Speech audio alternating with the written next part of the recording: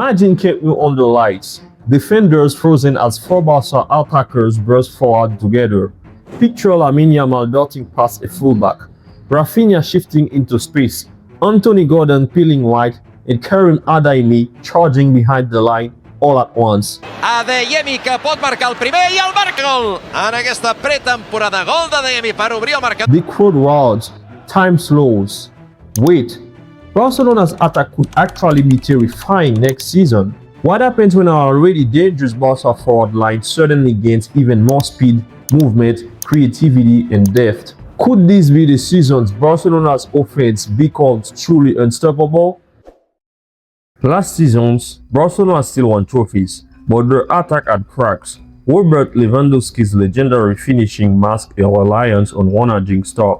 At 37, the veteran had long since begun compensating for lost space with positioning and instinct. Still lethal, but no longer the burner he once was. He has been one of Barcelona's best players and at least most consistent players.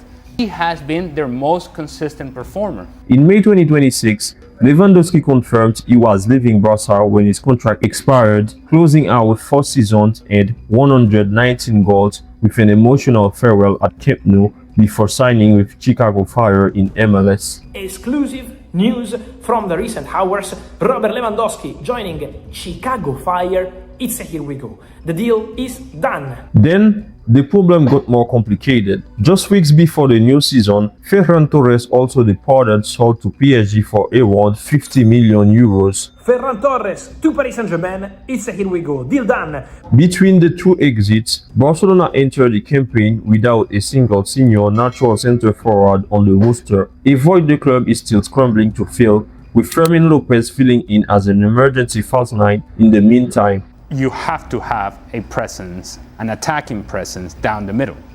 And what you have is a bunch of guys that are tweeners. Guys that you can put in that position, but they're not really strikers. Last season's wide options, Ferran Torres and Marcus Rashford, on loan from Manchester United, showed real quality. Rashford racking up 14 goals and 14 assists in 49 games, but neither stuck around into the new campaign. Barcelona needed more than individual moments. Opposing defenders learned that if they could slow down one or two men, the whole attack leached. I just don't really think that Barcelona should go a whole nother year without a 9 situation. I do think a 9 at Barcelona will be important. The problem that needed solving was obvious: add speed and depth on the flanks, even while the center forward spot remained unresolved. With Lewandowski gone and Ferran Torres gone, Barcelona had to reshape their offense from the outside in. The doctor's orders: load up on young, fast attackers first, and keep searching for a no night to finish what they create. Exclusive breaking news: Karim Adeyemi to Barcelona is here we go. Deal agreed for the German winger to join Barca on a permanent deal from Borussia Dortmund. Instead, Karim Adeyemi, a 24-year-old German forward from Borussia Dortmund. Barca describes him as bringing blistering pace and versatility. Adeyemi can play either wing or as a center forward, which matters given the club's haul up top. Royce, still Royce. Marco Royce, Adeyemi with a little flick, and for the second time in a week, a really good goal. Enzo Fernandez has got Adeyemi running at him. Adeyemi quick, past Kepa, look out, he scored on the counter. Anthony Gordon signed May 2026, 25 years old, around 70 to 80 million euros from Newcastle, adds another lethal dimension. The Englishman was Newcastle's top scorer with 17 goals last season, including 10 in 12 Champions League appearances. Into the penalty area, Richie far side, Gordon on his right. Great goal. Gordon into the bottom corner. Then there's Hamza Abdelkarim, an 18-year-old Egyptian forward who joined on loan from Al Ahly in February 2026 before Barcelona made the move permanent that June for an initial 1.5 million euros, signing him through 2029. Unlike the pace-first wingers arriving alongside him, Abdelkarim is a genuine target man. Around 6 feet tall, built to hold the ball up, finish rather than dribble past a defender. Bona, ha relliscat la defensa, el primer del Barça el fa el Pichichi de l'estiu. Amb la cama esquerra, prova la centrada, tocada, rematada i gol! Gol de Hansi Flick. Even as new signings arrive, homegrown stars complete the picture. Lamine Yamal is still just getting started, but opponents already dread him. Barca's on-site highlights his daring dribbling and uncanny ability to take players on from the wing or center. In 2024-25, he exploded for 18 goals and 25 assists across all competitions. Goes past him into the box and still Lamine. Finalizado Lamine que va a golpear. Goal! Then there's Rafinha, now one of Barca's veterans. He's technically gifted, a skillful winger with great dribbling skills and combination play. Last season, he scored 34 goals and provided 25 assists across all competitions. Patient build-up from Barcelona. The cross comes in and the header and the first goal of the season, and it's Rafinha who scored it.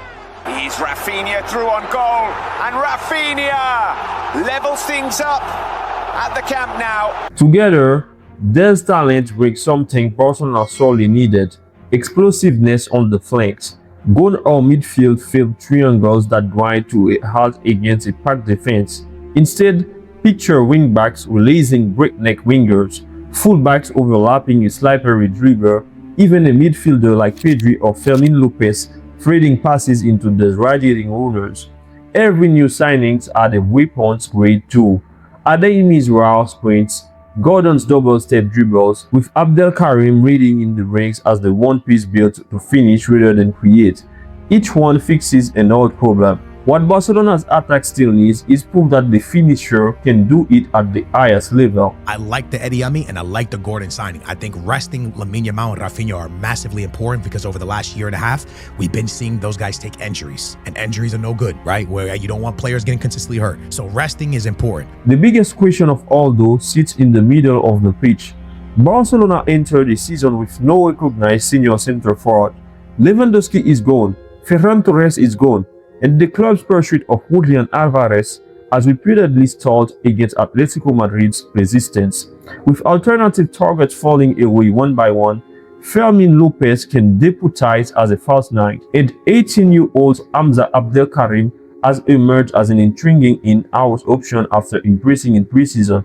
But leaning on a teenager with almost no senior experience is a gamble, not a solution.